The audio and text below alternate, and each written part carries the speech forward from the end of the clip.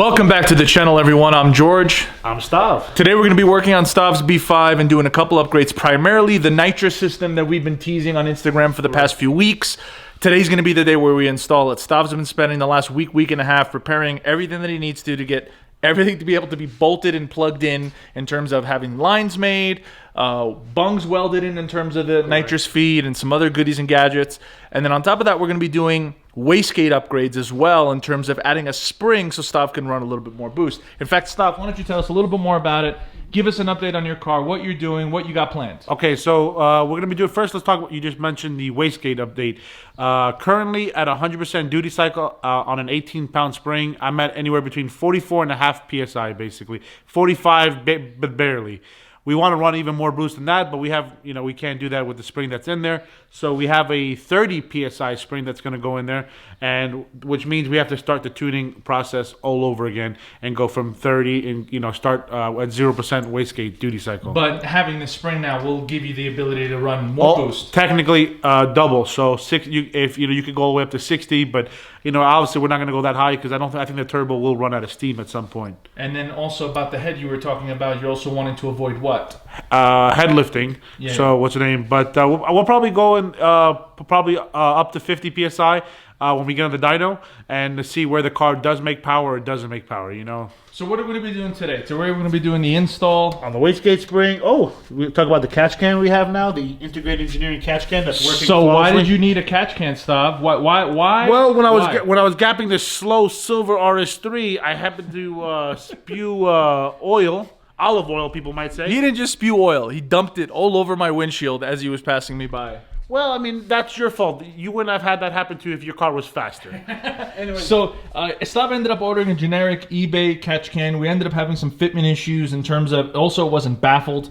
So we reached out to Integrated Engineering. They actually had one on their website. It actually was the color that Stav preferred, which was black anodized. It actually fits really nice. It's small, it's cumbersome. And it was the same style that he needed in order to keep running it for his current valve cover. And it actually looks really nice. That temporary install? It's just temporary. I installed it in 4 minutes flat, but it's been working flawlessly. I mean, we've been... No, I can't tell that you temporarily installed this stuff. This is perfectly good. Well, so as you're accelerating this angle, so it catches the stuff better, right? Exactly. So you understand this was tested at wind tunnel. Anyway, God damn it, man. All right, so what are we doing next? So with the Nitrous Express kit, it comes with this fitting right here, which you're supposed to drill a hole, and then on both sides, basically you unthread this. Let's see. Yeah, so you have one side inside the pipe, and the other one. But so it uses it basically to kind of keep it tight, to keep it correct. in place. But I mean, the only problem I have with like a situation like this is probably better for like a small block Chevy, install, because it'll be like a flat plane. But on the pipe, they're telling you in the instructions to silicone it and use Loctite on it. And in my opinion, after fixing all my boost leaks, I'd rather just have a bong, because let's say if this ever backs out, I mean, this could go inside the throttle body, into the motor, and we could have bigger issues. Yeah, on top of that, silicone could come apart too, and it's another obstruction inside the intake. Yeah, well, if we're pushing 50 psi plus nitrous, I mean, silicone going into the motor, I just don't want to hurt anything, All right, so let's kick off this video. First, we're going to get everything laid out. Stav ordered the Nitrous Express Proton kit. Proton kit, correct. Yes. So we're going to be installing that bad boy today, and then while Stav's doing the Nitrous install, I'm going to be throwing in the Wastegate spring, and we're going to get this car ready again for rebase mapping and tuning, and then we're going to get this bad boy in the dyno so Stav can really see the potential of his motor, and we can understand where the limits are, so then we can start preparing the chassis. Where are we going to go on the dyno, George? Huh? Where are we going to go on the dyno? Iros Motorsport. Iros Motorsport. Yeah. But tell them what our limiting factor at Iros Motorsport. Hank's new dyno is limited to how much horsepower? 3,000 wheel. So we probably won't be able to get out of second gear. Just want to throw this out there, you know what I mean? So we're going to get this thing together, and then, yes, a future dyno date with Iros Motorsport as soon as they get their dyno installed. Hanks was graciously enough to invite Stav out. Not George, invite Stav. He said, bring George if you like, but it'd be better if he was working. Just want to throw that out there. So he's going to have Stav come down, and again, like we mentioned in our last video, Nick from Irish Motorsport is Stav's tuner, just like he is mine for the RS3. So Nick is a really well-versed tuner in standalones for VEMs, among other ECUs. So Stav's been working with him now, pretty nicely now for the past few months, getting his car where it needed to be. And we actually recommended Nick to a few other people doing VR6 swaps. And from who they were dealing with before, it was night and difference in terms of actually dealing with a good tuner like Nick and getting the car kind of sorted. So if you're looking to do a VEMs tuning, even remote, hit up Nick. I'll put his contact in the description below for those of you guys interested. But that's who we're looking to link up with, get his car down there and see where the limits are. But anyway, limits. Tool steel, remember? Humble. Stav's nickname is Humble. Very, very humble. Yeah. Anyway, let's kick off this video. Let's get this nitrous installed. And after this, next video is going to be prepping the RS3 for race day. We're going to get into that a little bit later as well. Well, popping off Stav's Turbo Smart Wastegate, which, by the way, we should be slapping a tile in here. I don't know why you're messing around. Should be throwing a tile in there. But we removed the springs. This is what currently Stav had in place. And you said combined, what were they, Stav? 18. So the pink one is a 7, and the larger one right here out here is an 11. So sick. 18. And then the 30-pound spring is going in. So this spring is going to be replacing both of those small tiny ones. So this Stav, that means your base pressure, no matter what, you're always going to run 30 psi. No less than 30, correct. Impressive. I mean, that's basically what a 12-valve idle's at anyway. So, so anyway, popped off, which was really easy. It just kind of unscrewed, hand pressure on. Let's see how difficult it is to do this. I might have to remove it and put it on a vise, but hopefully I can do it by hand. We'll time lapse this stuff more so you guys can see what we're doing. You know what I mean? What was that? If not, I know I can.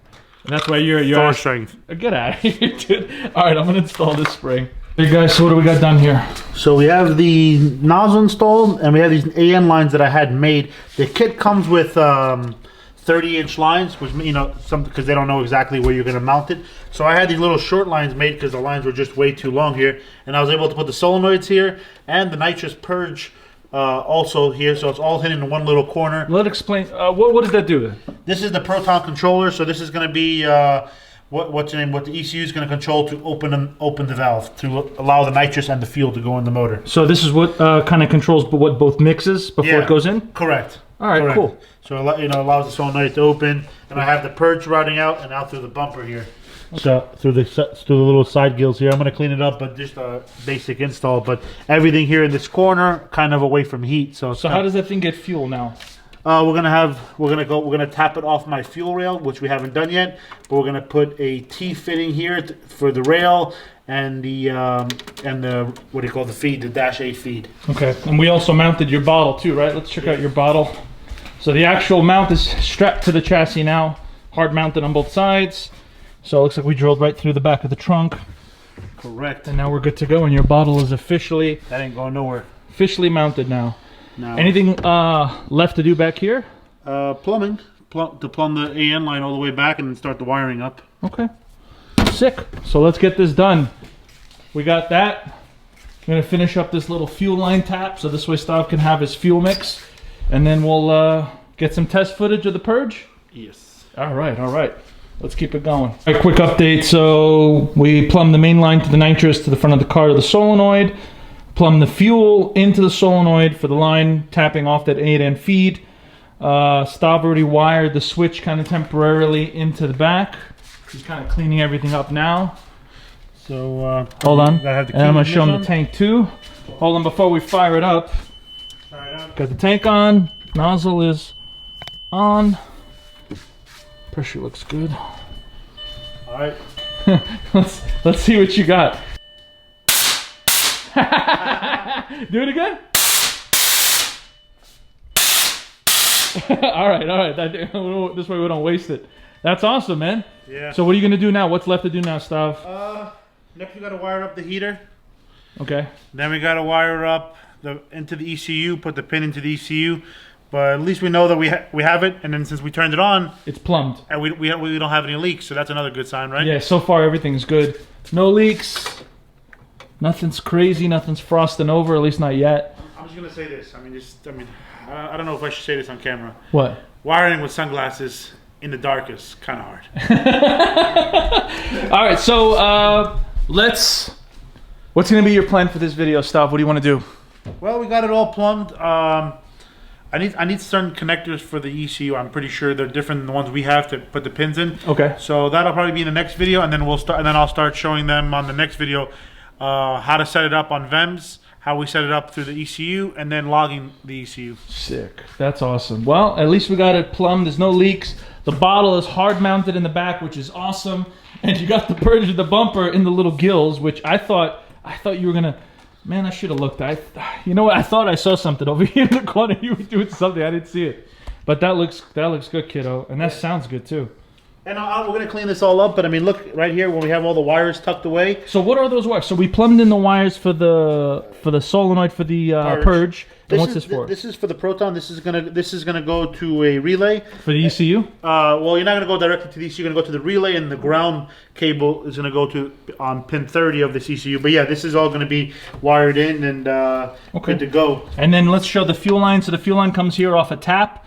Yeah. An adapter, so the AN fitting kind of dumbs itself down to the fuel rail, and then what was it, 3 or 4 here? That's a 4. That's a 4 going straight to the Proton controller in terms of the mix, and then it all comes down here and it mixes together and it makes really explosive sounds and more power. One thing we didn't show though was the little needles, the little jets. Oh yeah, let's go over the jets. What do you call it? What do we have them over here? We have them right there in the bag, and in the. So is each jet labeled? Each jet is labeled. And we're going to start off with a 75 shot. So in the nitrous nozzle, we're putting a 41.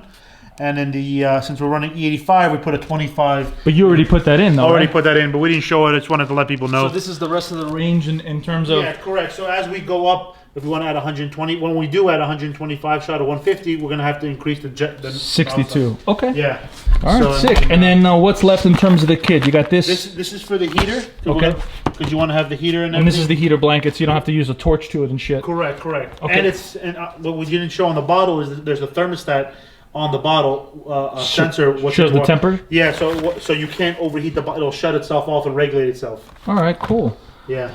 Well, Stav, that wasn't too bad, was it? No, but 3 hours. I mean, 3 hours to get the night. Well, it took us 3 hours. Tell them why. Because we're lazy. So we got the rear bottle mounted in hard to the chassis. But it took us 3 hours before you said that because we also mounted in correctly. Everything's now good to go. Correct. Yeah, and then I hate to say Stav has to take credit for this one. He routed the wiring really nicely. It's going through the ECU box. And then the cable itself is routing through the outer ledge here on the lower foot panel, going all the way to the back. So it's not on top, it's not visible or anything that Correct. actually looks pretty good. But we have the wiring, it's a little bit messed up, but once we get everything connected, I'm gonna clean everything up and be good to go. Sick. All right, so we're gonna wrap up this video. This is the plumbing install for the nitrous system in Stav's car. Quick update. Wastegate is now upgraded. You got the 30-pound spring in there. I don't even know if we have to wire the nitrous. All you got to do is have a purge. I mean, that's all you need at the car shows. You know what I mean? Yeah, you do it for the Instagram clout, right? I said I'm going to put a light next. All right. We're wrapping up this video. Thank you guys for watching. This was the nitrous install on Stav's B5. Further development as we continue to hook it up to the ECU, run it, and get it on the dyno to come in the future videos. But it's on there. It's on there, and we're not taking pictures of it just sitting in a seat anymore for the last few weeks. Yeah, and since we got like halfway through in this installation, I got to say the kit is an actual very good kit so far. All the parts are high quality. Yeah, so far. Anyone who says that I hate the 12 valve is wrong. George fully believes into the 12 valve, and I want this car to go 9s. Well, tell him why you believe in the 12 valve. Ask him what I let you do a couple weeks ago. I let you drive the 12 valve. Oh, get out of here. I'm done. Guys, end of the video. Thank you guys for watching. I'm George. I'm Stav. This is Malaka Motorsports. If you haven't already, hit that like, hit that subscribe. We appreciate you guys watching. And we'll see you guys on the next video of Stav's nitrous journey as he continues down the quest of power of, 250 wheel? Per cylinder, yeah. All right, love you guys. See you guys in the next video. Later.